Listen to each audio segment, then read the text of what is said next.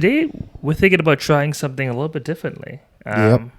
We're thinking of talking a little bit more about some current events and current news that's happening that's really relevant in the business world, and tie into careers as well to help people navigate like what the heck is going on in the world right now. So how about we get to it? Do you want to start off? You want to go over the topics, Stevie?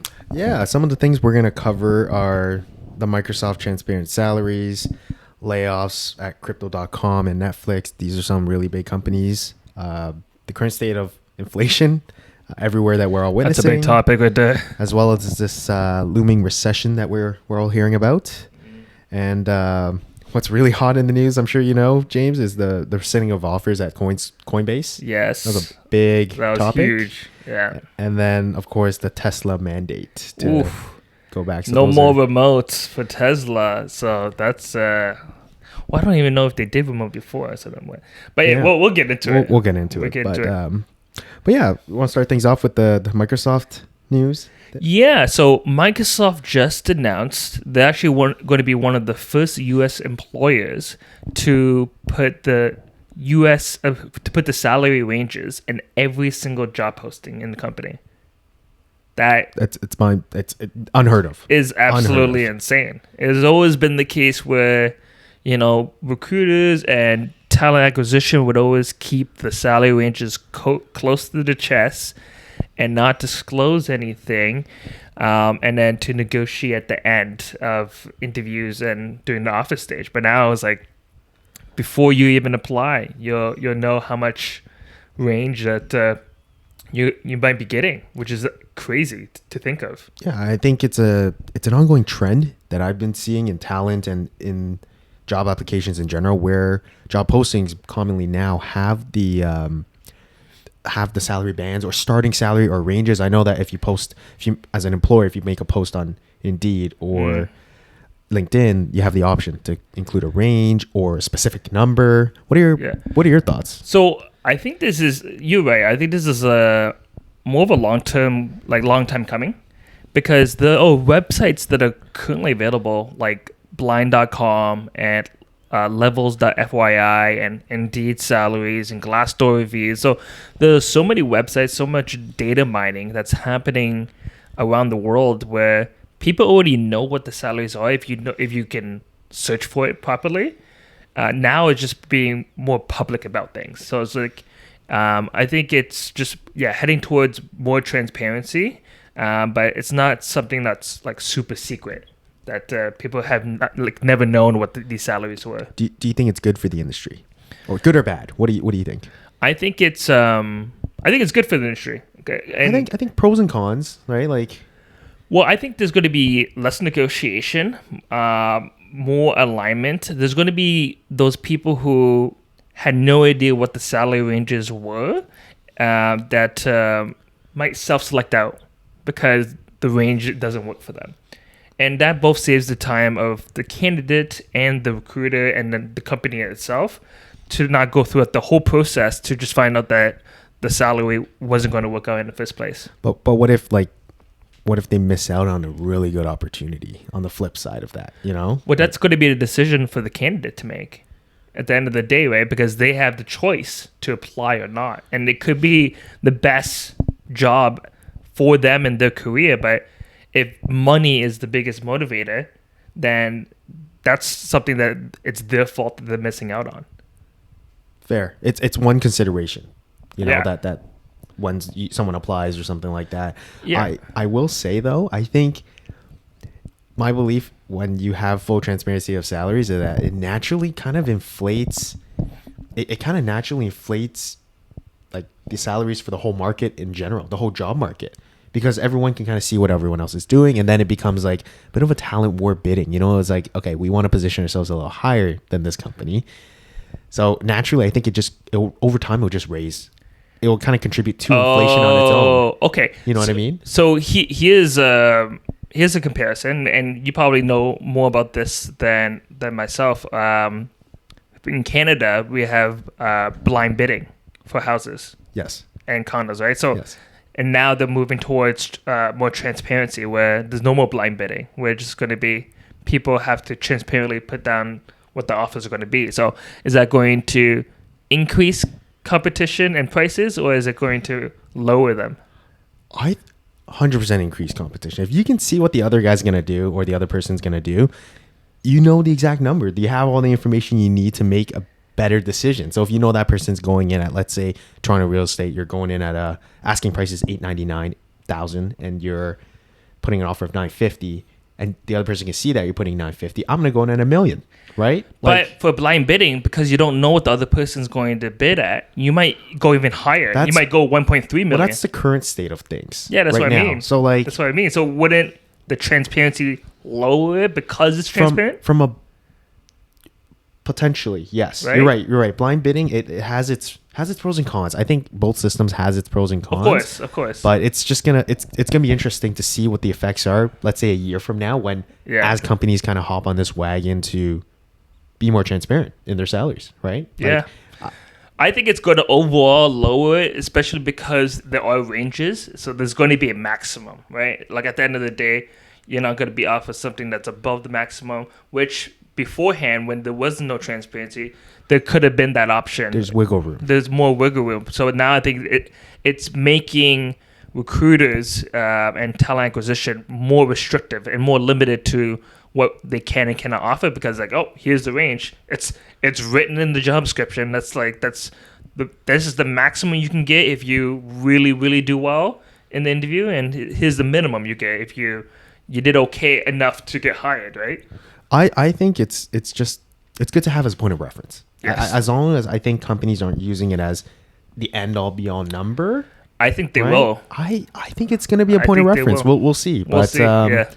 We'll see. It's an interesting trend that I think is going to become more and more mainstream. 100%. Yeah. 100%.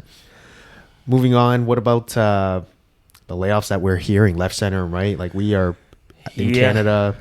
Canada, world. US, globally, all around the world, there's like a lot of layoffs, and it ties into our third topic. But there is a website that a lot of people use. It's called Layoffs.fyi, and it lists out all the companies that are currently or in the recent past have been doing layoffs. So you can really see like trends in the market. Like, okay, the amount of layoffs that has happened over the past 3 months compared to like all of last year is absolutely insane. People are just like laying people off left and right.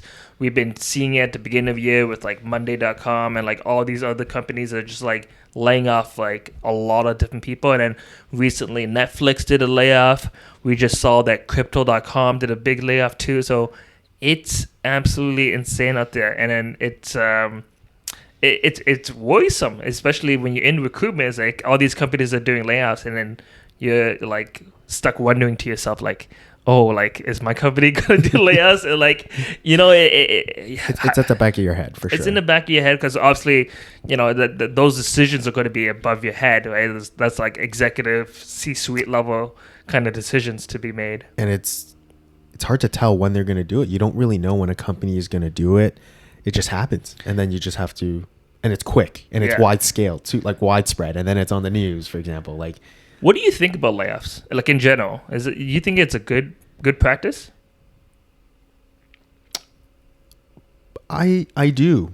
Yeah. Actually, why? I do because it, you're not. It depends on the situation. Like I feel like companies have to go through. A perfect company, it's hard to be a perfect company and not have any layoffs.